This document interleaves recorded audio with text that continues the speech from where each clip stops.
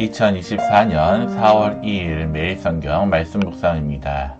오늘 성경 말씀은 신명기 19장 1절에서 21절에 있는 말씀입니다.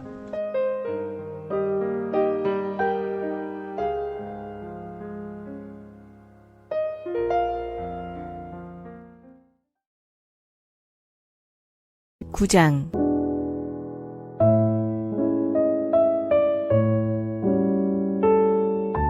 너희 하나님 여호와께서 이 여러 민족을 멸절하시고 너희 하나님 여호와께서 그 땅을 너에게 주심으로 네가 그것을 받고 그들의 성읍과 가옥에 거주할 때에 너희 하나님 여호와께서 너에게 기업으로 주신 땅 가운데에서 새 성읍을 너를 위하여 구별하고 너희 하나님 여호와께서 너에게 기업으로 주시는 땅 전체를 새 구역으로 나누어 길을 닫고 모든 살인자를 그 성읍으로 도피하게 하라.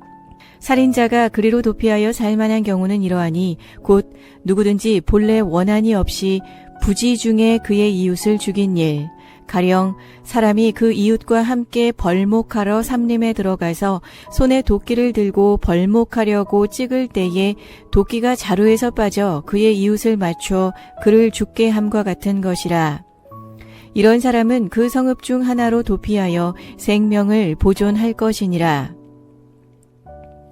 그 사람이 그에게 본래 원한이 없으니 죽이기에 합당하지 아니하나 두렵건대 그 피를 보복하는 자의 마음이 복수심에 불타서 살인자를 뒤쫓는데 그 가는 길이 멀면 그를 따라잡아 죽일까 하노라. 그러므로 내가 너에게 명령하기를 새 성읍을 너를 위하여 구별하라 하노라.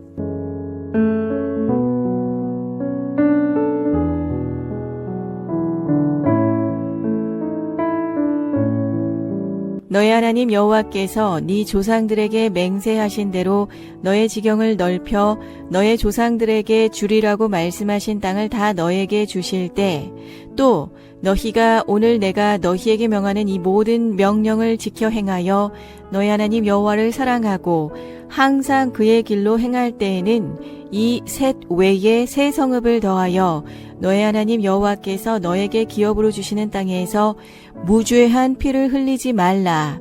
이같이 하면 그의 피가 너에게로 돌아가지 아니하리라.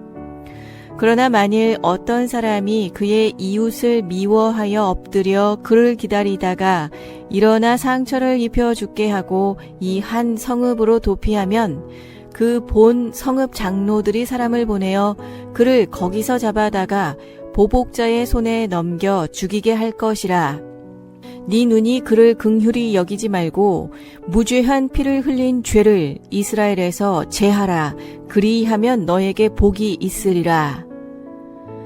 너의 하나님 여호와께서 너에게 주어 차지하게 하시는 땅 곧 너의 소유가 된 기업의 땅에서 조상이 정한 네 이웃의 경계표를 옮기지 말지니라. 사람의 모든 악에 관하여 또한 모든 죄에 관하여는 한 증인으로만 정할 것이 아니요 두 증인의 입으로나 또는 세 증인의 입으로 그 사건을 확정할 것이며 만일 위증하는 자가 있어 어떤 사람이 악을 행하였다고 말하면 그 논쟁하는 쌍방이 같이 하나님 앞에 나아가 그 당시에 제사장과 재판장 앞에 설 것이요 재판장은 자세히 조사하여 그 증인이 거짓 증거하여 그 형제를 거짓으로 모함한 것이 판명되면 그가 그의 형제에게 행하려고 꾀한 그대로 그에게 행하여 너희 중에서 악을 제하라. 그리하면 그 남은 자들이 듣고 두려워하여 다시는 그런 악을 너희 중에서 행하지 아니하리라. 네 눈이 긍휼히 여기지 말라. 생명에는 생명으로, 눈에는 눈으로, 이에는 이로, 손에는 손으로, 발에는 발로 이니라.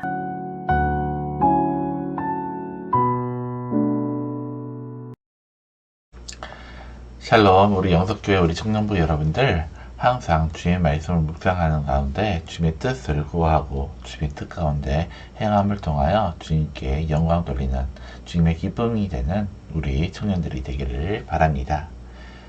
오늘 말씀에 보면 하나님의 백성은 하나님의 긍휼로 살아가는 백성임을 우리가 알고 있습니다. 그러한 이스라엘은 힘으로 살아가는 세상을 향하여 하나님의 긍휼을 보여줄 사명이 있습니다. 그래서 하나님은 이스라엘 백성에게 도피성을 주시고 이웃을 향해 긍휼을 베풀라고 말씀하고 있는 것입니다. 이스라엘은 그 근본이 어린 양의 피에 있습니다.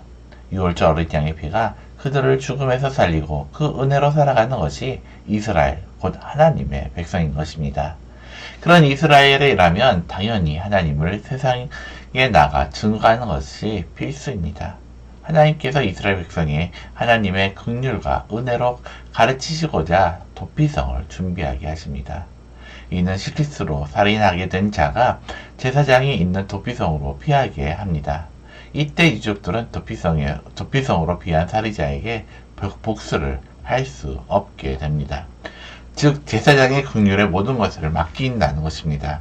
그의 처분에 복종함으로 하나님의 나라와 그의 백성이 어떤 관계에 있는지를 깊이 깨닫게 하고자 했던 것입니다. 하나님 나라는 오직 하나님의 긍휼로만 이루어진 나라입니다. 그 나라의 백성으로 부르심을 받고 그 나라를 중심에 두고 사는 사람에게는 하나님께 입은 긍휼이 나타날 수밖에 없는 것입니다. 도피성은 그런 이스라엘의 정체성을 생각하고는 역할을 하는 것입니다. 교회는 힘 있는 자나 힘이 없는 자가 따로 없는 것입니다. 오직 하나님의 긍휼 아래 있는 자로 살아갈 뿐입니다. 그러므로 형제 자매로 살아가는 이웃에 대해서도 긍휼 관계 안에서 살아가야 하는 것입니다.